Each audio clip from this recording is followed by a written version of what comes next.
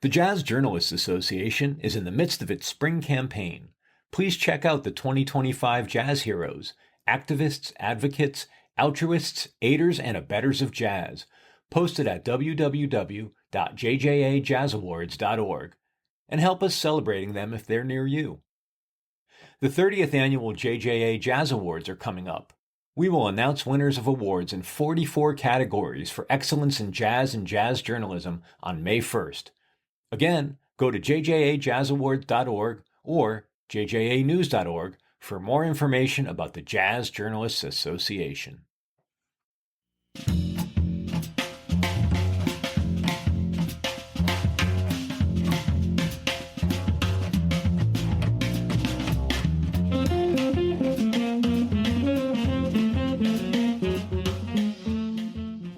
Hello and welcome to the 2024 Jazz Journalist Association Book Awards author interviews. I'm Fiona Ross here with the incredible Farah Jasmine Griffin, author of In Search of a Beautiful Freedom, New and Selected Essays, which I can now say is the winner of the Book of the Year about jazz history, criticism and culture. So welcome, Farah. It's so good to have you. It's wonderful to be here. Thank you. Oh, it's such an honor. I have been desperate to talk to you for quite some time.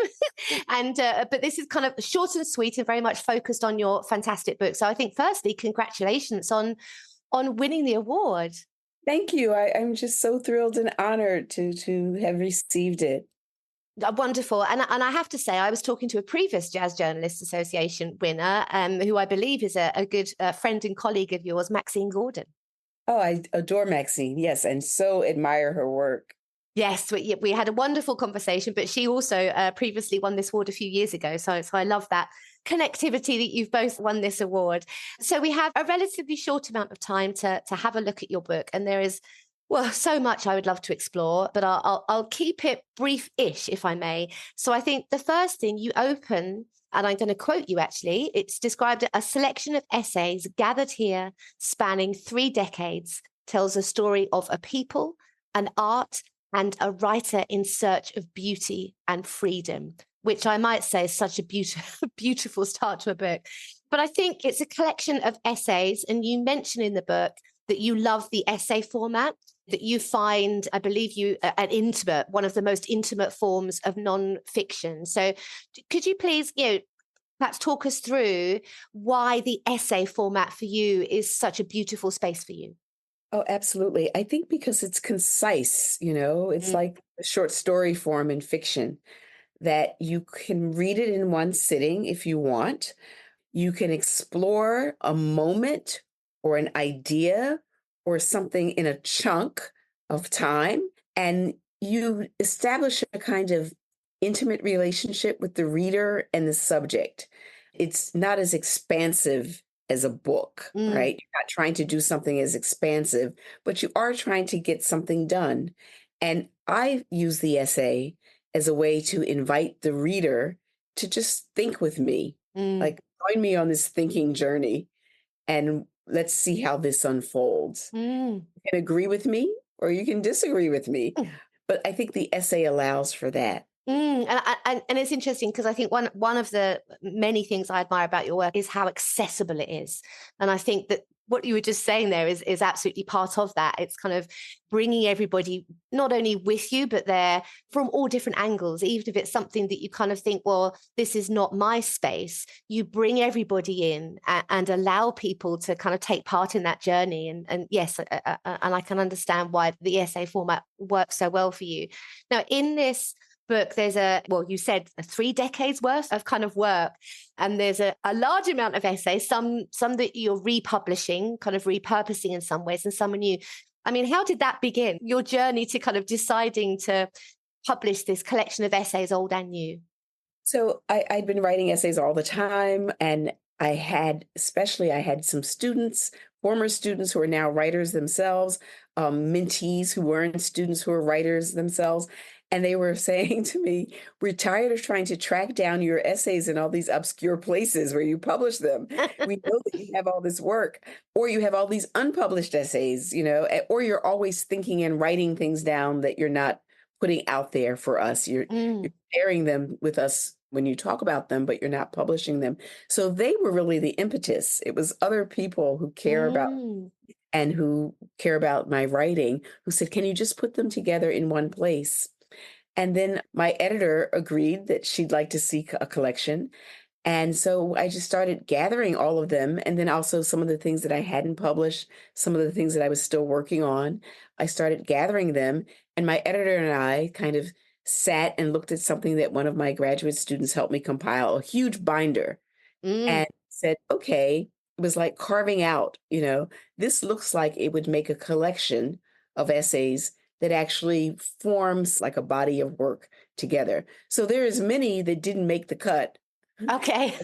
Those that are in the actual collection itself. And then I also had some new pieces that I wanted to put in there also. Yes, and I think that's what's beautiful. I mean, it's such a wonderful, kind of diverse collection, and so much. Yeah, there's so much I could explore, but I think because it's in 4 sections, Yes. that learning how to listen, look where your hands are now, treating the serpent's sting, and on crisis and possibility. So when you were looking at all of your essays, did those 4 areas just kind of reveal themselves, or did you have those 4 key areas and then work to find a collection within those? So I sort of knew I had those key areas. Like I knew that I had writings that were more explicitly, obviously about music, because that's an area that I write about, and mostly Black music, Black American music, Mm. but primarily jazz, right? So I knew that there was a collection there. Then I knew that there was a section about literature, although the section about literature would also overlap with the jazz section because jazz is my world and my interest. But they were be more about literature about jazz, like, Mm. fiction. And then some of them would be about kind of Black feminist thinking or theory, although there might be some overlap with jazz there too. But Mm. that would be another section. And then the other ones would be more kind of commentary on political issues or urgent crises of the moment. Mm. And those would be in their own section. So I sort of kind of knew where things were going to fall. But, it's hard to make these distinctions. Sometimes I was taking things out of one section and putting them in Yeah. another, right? Yeah. Yeah, because I mean that's interesting because although obviously it is a collection, they're all absolutely linked. I mean, there's no separation there at all. Yeah, So although it is a collection and there are these 4 sections, they are all absolutely linked. absolutely.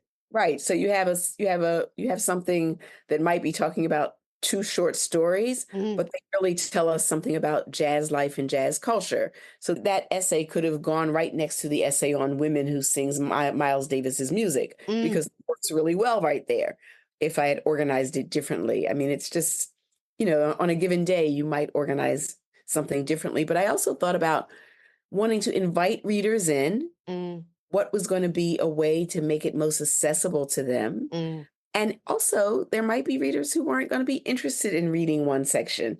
The readers who were only the jazz heads Yeah. could just go right there and find all that material right there, right? The Yes. ones who were a little more curious could go somewhere else as Yes. well. Yes. Yes. No, and that's really interesting because I mean, you say about inviting the readers in. So let's explore for anyone who hasn't yet read the book. If Mhm. we can just look kind of reasonably briefly at those 4 sections. So for Yes. someone who hasn't read it, that first section, learning how to listen. What would you hope? Would you hope a reader would get out of that first section? Yes. So my editor actually said, let's put the music first. Mm. um, and because we thought that would be something that would be of interest to everyone. And so we decided to open with that section. That's from that beautiful Abby Lincoln song, right? Yes. I love that song so much because it's the way I often introduce young people who feel intimidated by jazz music. Mm. Is you just learn how to listen. You learn how to listen to the world. You learn how to listen to the music. What do you hear? Just, tell me what you Mm. hear. Don't be intimidated. What stands out to you? Why are you drawn by that sound? Right? Don't Mm. think, oh, it's this thing called jazz that I'm afraid of. And so that's what I wanted to say to the readers in that section. Mm. Uh, just listen. Each one of these essays is about listening and hearing and sort of breaking down a set of sounds, a set of sound experiences, Mm. right? that then when we pull them together, they tell us a larger story, Mm, tell us a more complicated story, which is also, I think, each essay allows us to appreciate what an artist is doing, mm, right? And so I mm. hope that the readers come away with a greater appreciation of the art form and an even greater appreciation of what the artist has given us. So ideally, they would read those essays and listen to the music that I'm writing about. Yes, I would yes. love to. I quite often do that, but I very specifically did that with Yes, your book because although I was yes, familiar, with a lot of the music in there you right, mentioned, it was like, oh yes, let me go and re-listen to that with right. almost with different ears, actually. Exactly. That's what I wanted. And now we can access the music so easily. We can access some obscure tracks so easily. Mm, Just stop and listen to it, right? And mm, maybe you'll end up on your playlist or something because now mm, you know it, you hear it. So when people tell me like, "Oh, I'm now listening to Shirley Horn's Miles album," I listen to it every day. Yes, that's exactly what I wanted you to do. Then the other sections is the same way. Maybe you'll read something you've never read before, you mm, know, and it might not even be the main thing that I'm talking about. It might be like a little side thing that I'm talking about, like Val mm, Wilbur's book, like, mm, because I mentioned it and it helps me frame my thinking. So that's what I was hoping. And then mm. the crisis and possibility one is that I just realized we're always in a moment of crisis. I know. Do you know what that particular? There is much I could explore there because, and we will move on to the importance of your book in this particular time because obviously, It reminds us that because each one of those was written in the middle of a crisis. mm. And then you look back and you're like, oh, yeah, right. I remember those days when we felt like we were never going to get through that thing, or that Mm, felt like the most overwhelming thing in the world. mm, And usually there's some art form, music primarily, but not only, that's helping us get through it. That's why it ends up being called On Crisis and Possibility, because each one of those is like there's also a way through. You look back and you go, oh, yeah, I remember 9/11, mm, Katrina, each one of those. Yeah. mm. You talk about the possibility and the kind of positive message of that because obviously a lot of the stories and experiences that you explore in there, they're extremely painful times. But what Yeah. that we must always remember and learn from, and sadly, in many ways, we're still there. One of the reasons when I first read this book is important. The timing of this is particularly key and so crucial.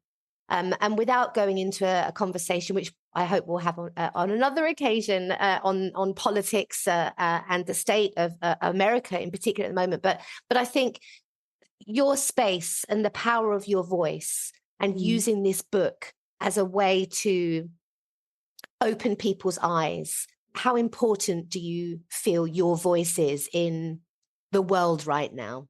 Without Well, not meaning to sound grandiose, but yeah. I think you know what I mean.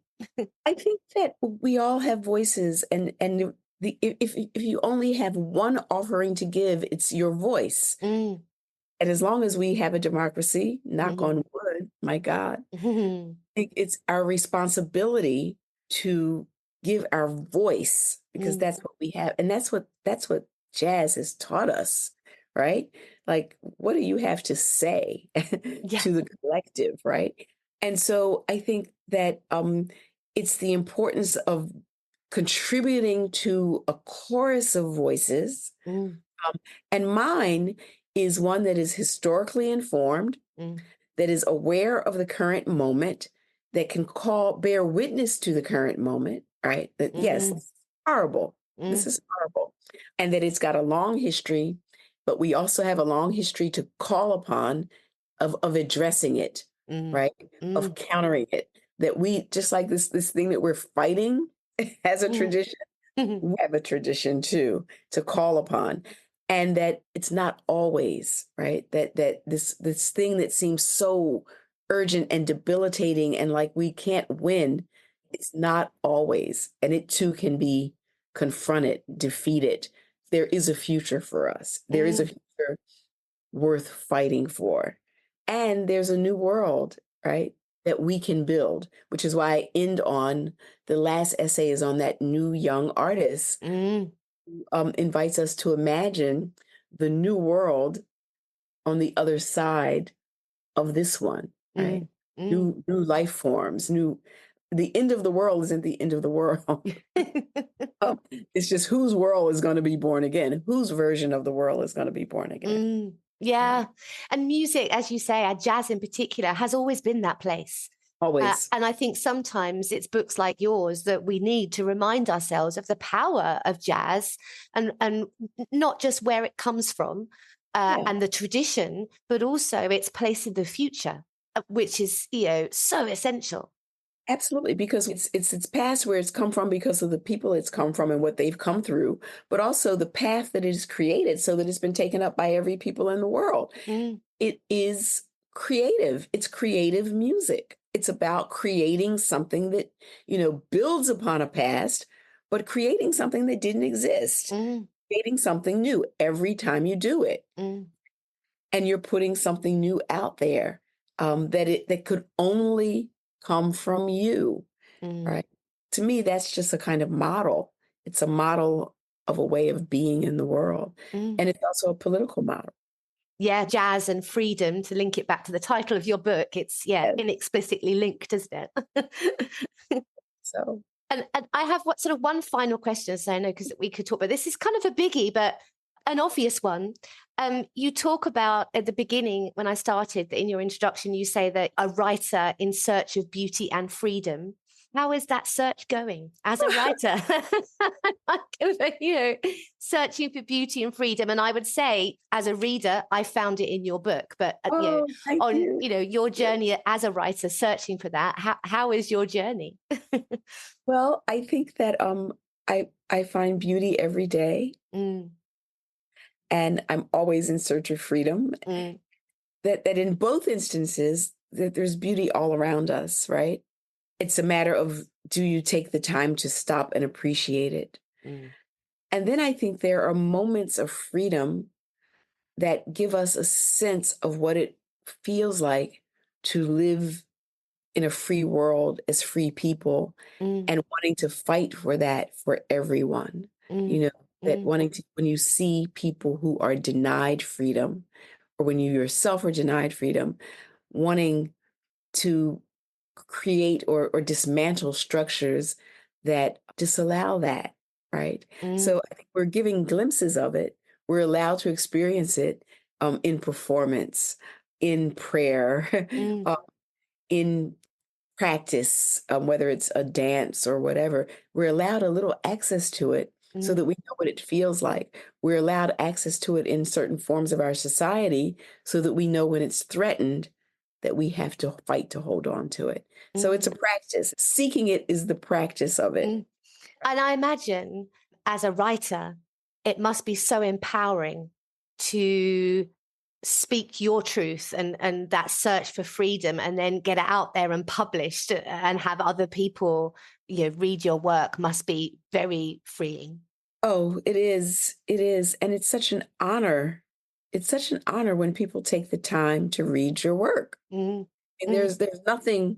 there's no greater gift. No greater gift.